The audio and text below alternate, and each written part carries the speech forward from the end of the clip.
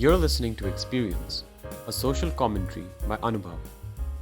Recently, Twitter put fact check labels on a tweet by President Trump about the susceptibility of postal votes to fraud. There are claims out there, claims with a lot of traction, that Trump is being a dictator in penalizing Twitter for not aligning with his political intentions. These claims are outlining how it's repressive of a government to coerce businesses to agree with it and effectively not allow it to have any political leanings. What many of these conspiracy theories are keeping us away from is Section 230 of the Communications Decency Act. This US law draws a very pivotal distinction between platforms that create content and platforms that facilitate the circulation of content. Here, a platform that just allows for the circulation of content on their platform is entitled to certain legal immunities. For example, if I falsely claim John stole my pet chicken on Orkut, John can only sue me for defaming him, not Orkut, assuming that Orkut does not contribute to what anyone on it is saying. In 2018, in the case of Bennett versus Google LLC, the DC Circuit Court found that the company would be allowed to claim these immunities if they were satisfied of these three criteria. Number one, it is a provider or user of an interactive computer service. 2. The post includes information provided by another information content provider. And 3. The complaint claims that the company is the publisher or speaker of the post. Effectively, what Trump has done is disentitle Twitter from this exemption.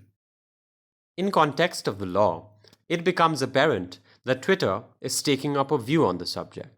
It doesn't matter what the view is, left-wing, right-wing, accurate, inaccurate, it effectively means that Twitter now has its skin in the game, that it is participating in the narrative. This is an issue for numerous reasons. The most primary reason is that US law protects freedom of speech almost absolutely. This isn't to say that there cannot be platforms that have a bias. The Young America Foundation almost always has right-wing speakers. That's okay. The New York Times has a left-leaning bias. That's also okay. But neither of them enjoys the same exemption that Twitter does, that Facebook does.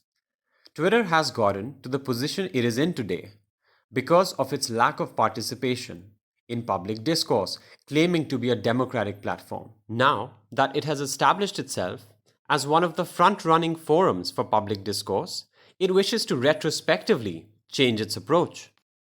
The second issue is that their fact-checking seems to have a left-leaning bias.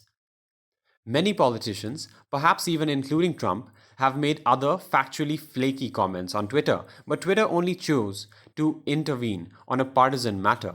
As we know, postal votes can greatly impact Trump's chances this November. On the other hand, if you call someone a Nazi or a homophobe, you don't seem to need any factual backing. Other conservative commentators like PragerU and Steven Crowder have also been silenced by big tech. In fact, in July, the US Senate even had a hearing about the same. You can take a look at the arguments by both sides in the link below. Thirdly, the lack of objectivity about what the rules and community guidelines are is a huge issue. Big tech does not give you a clear list of rules to abide by, like your employer would, about dress codes and workplace decorum. Instead, they let you put posts on review, and they review those posts based on criteria that they think is fit.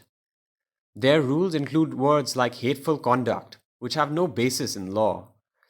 Twitter refuses to disclose a strict set of criteria for people to follow in concrete language or enforce them strictly on everyone. As is clear in most legal systems, a business abusing its dominant position in the market to silence other businesses may be considered illegal. However, I do believe that in attempting to solve this problem, if they were to solve this problem, Twitter will inevitably run into some hurdles. The first hurdle would be that social media companies face pressure in different countries for contradicting reasons.